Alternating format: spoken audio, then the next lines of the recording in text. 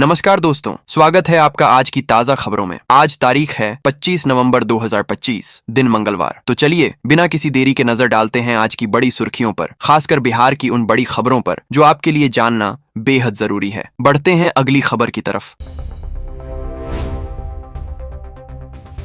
बिहार के नए उद्योग मंत्री दिलीप जायसवाल ने कहा कि राज्य के हर जिले में जल्द ही उद्योग स्थापित किए जाएंगे। इसके लिए पूरा खाका तैयार हो गया है और निवेशकों को आमंत्रित किया जा रहा है। इससे रोजगार के नए अवसर पैदा होंगे। बढ़ते हैं अगली खबर की तरफ।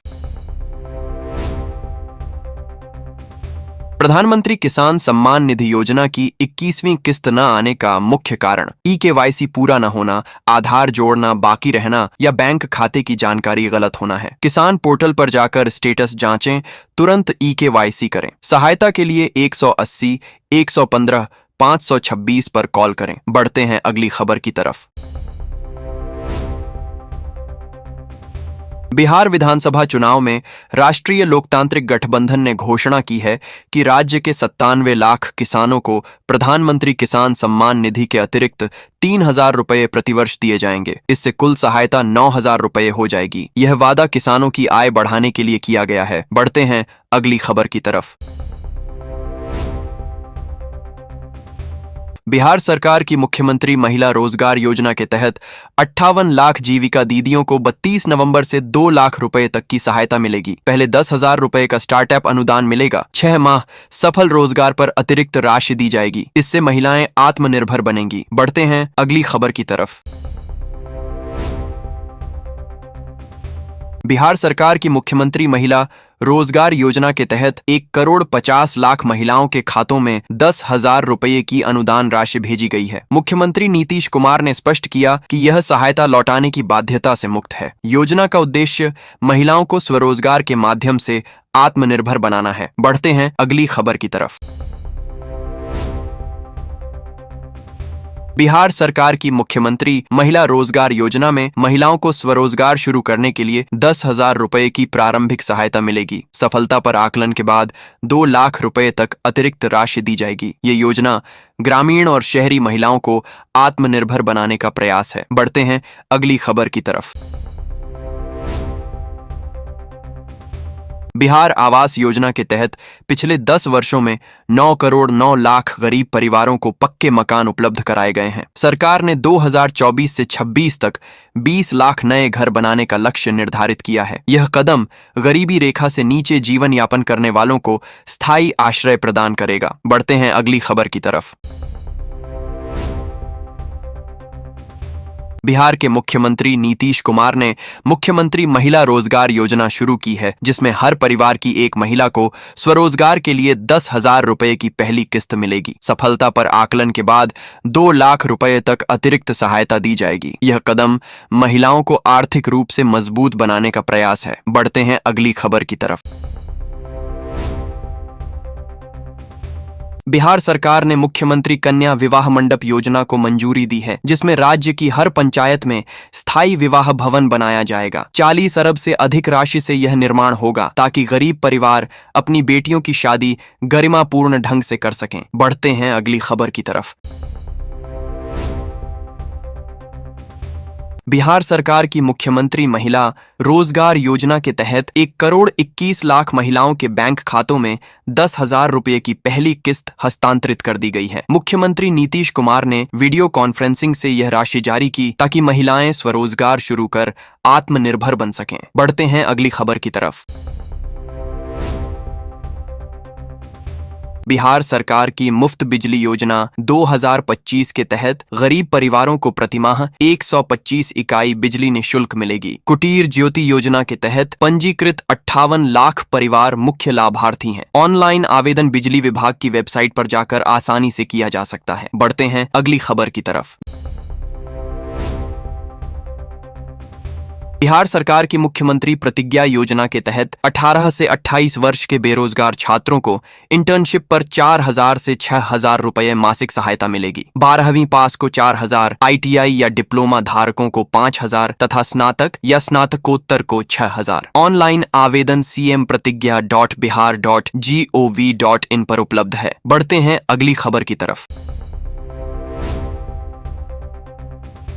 बिहार स्टाफ चयन आयोग ने निचले प्रभाग लिपिक के 14,921 पदों पर भर्ती प्रक्रिया शुरू की है। योग्य उम्मीदवार इंटरमीडिएट पास होने चाहिए। आवेदन 20 नवंबर से चलेगा और 25 नवंबर तक ऑनलाइन पूरे किए जा सकते हैं। चयन लिखित परीक्षा पर आधारित होगा। बढ़ते हैं अगली खबर की तरफ। राष्ट्रीय लोकतांत्रिक गठबंधन ने बिहार विधानसभा चुनाव 2025 में भूस्खलन जीत हासिल की है, 202 सीटें जीतकर। मुख्यमंत्री नीतीश कुमार के नेतृत्व वाली सरकार को जनता ने सुशासन, विकास और महिला युवा कल्याण योजनाओं के लिए ऐतिहासिक जनादेश दिया है। महागठबंधन मात्र 35 सीटों तक सीमित रहा। बढ़ते हैं अगली खबर की तरफ। बिहार विधानसभा चुनाव में भूस्खलन जीत के बाद राष्ट्रीय लोकतांत्रिक गठबंधन के नेता पटना पहुंचे। मुख्यमंत्री नीतीश कुमार से मुलाकात में नई सरकार गठन, मंत्रिमंडल वितरण और शपथ ग्रहण की तैयारियों पर विस्तृत चर्चा हुई। 20 नवंबर को गांधी मैदान पर शपथ समारोह निर्धारित है। बढ़ते हैं अगली खबर की तरफ। ऑल इंडिया मजलिस-ए-इत्तेहादुल मुस्लिमीन के प्रमुख असदुद्दीन ओवैसी ने बिहार की एनडीए सरकार को सशर्त समर्थन की पेशकश की है। उन्होंने कहा कि सीमांचल क्षेत्र को न्याय मिलना चाहिए, जहां नदी कटाव, प्रवासन और भ्रष्टाचार जैसी समस्याएं बनी हुई हैं। विकास पटना तक सीमित न रहे, सभी समुदायों को लाभ हो। बढ़ते हैं अगली खबर की तरफ। बिहार में राष्ट्रीय लोकतांत्रिक गठबंधन की नई सरकार के गठन के बाद मुख्यमंत्री नीतीश कुमार की कैबिनेट की पहली बैठक 25 नवंबर को सुबह 11 बजे होगी। इसमें विधानसभा के प्रथम सत्र को बुलाने का निर्णय लिया जाएगा। संकल्प पत्र की प्रमुख योजनाओं पर भी मुहर लग सकती है। बढ़ते हैं अगली खबर की तरफ। पटना के बख्तियारपुर में सालिमपुर थाना क्षेत्र के ममता लाइन होटल में शनिवार रात 4 युवक खाना खाने पहुंचे। वेटर ने बिल मांगते ही वे भड़क गए, हंगामा किया और अंधाधुंध गोली चलाई। ग्राहक भागे। पुलिस ने 3 अपराधियों को गिरफ्तार कर लिया। बढ़ते हैं अगली खबर की तरफ। जन सुराज के संस्थापक प्रशांत किशोर ने बिहार चुनाव परिणामों पर सवाल उठाते हुए कहा कि जो विधायक पहले 60,000 वोटों से जीतते थे, वे इस बार 1,20,000 कैसे ले आए। उन्होंने व्यंग्य किया कि क्या बिहार को स्विट्जरलैंड बना दिया जिससे इतना वोट मिला। यह आरोप वोट खरीदने की ओर इशारा करता है। बढ़ते हैं अगली खबर की तरफ। केरल कांग्रेस ने बिहार विधानसभा चुनाव में धांधली का आरोप लगाते हुए कहा कि एनडीए की जीती 202 सीटों में से 28 पर विशेष गहन पुनरीक्षण के दौरान मतदाताओं के नाम हटाने से जीत मिली। सुप्रीम कोर्ट के आदेश पर चुनाव आयोग के डेटा का विश्लेषण कर यह दावा किया गया है। बढ़ते हैं अगली खबर की तरफ। बिहार के मद्य निषेध एवं उत्पाद मंत्री विजेंद्र प्रसाद यादव ने पदभार संभालते ही स्पष्ट कहा कि राज्य में शराबबंदी कानून कठोरता से लागू रहेगा। विभाग की समीक्षा कर गड़बड़ियां दूर की जाएंगी। महिलाओं और समाज के हित में यह नीति सफल सिद्ध हो रही है। कोई छूट नहीं दी जाएगी। बढ़ते हैं अगली खबर की तरफ। बिहार के मुख्यमंत्री नीतीश कुमार ने 20 वर्ष बाद गृह विभाग की जिम्मेदारी छोड़ दी है। राष्ट्रीय लोकतांत्रिक गठबंधन के मंत्रिमंडल बंटवारे में यह महत्वपूर्ण विभाग उप मुख्यमंत्री सम्राट चौधरी को सौंपा गया है। इससे सत्ता संतुलन में नए बदलाव के संकेत मिल रहे हैं। बढ़ते हैं अगली खबर की तरफ।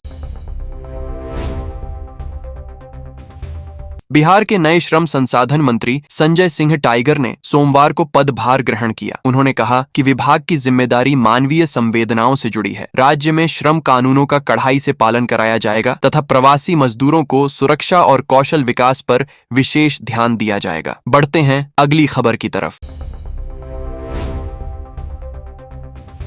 ऑल इंडिया मजलिस-ए-इत्तेहादुल मुस्लिमीन के प्रमुख असदुद्दीन ओवैसी ने सीमांचल दौरे के दौरान महागठबंधन पर तीखा प्रहार किया। उन्होंने एनडीए सरकार को सीमांचल के विकास, नदी कटाव रोकथाम तथा भ्रष्टाचार उन्मूलन की शर्त पर समर्थन देने का ऐलान किया। अब उनका ध्यान पूरे बिहार पर होगा। बढ़ते हैं अगली खबर की तरफ। मधेपुरा जिले के मुरलीगंज प्रखंड में बलुआहा पुल के पास बारात से लौट रही स्कॉर्पियो गाड़ी सड़क पर गड्ढे में गिर गई। हादसे में 2 लोगों की मौके पर मौत हो गई, जबकि अन्य सवारों ने किसी तरह जान बचाई। पुलिस ने शव बरामद कर जांच शुरू कर दी है।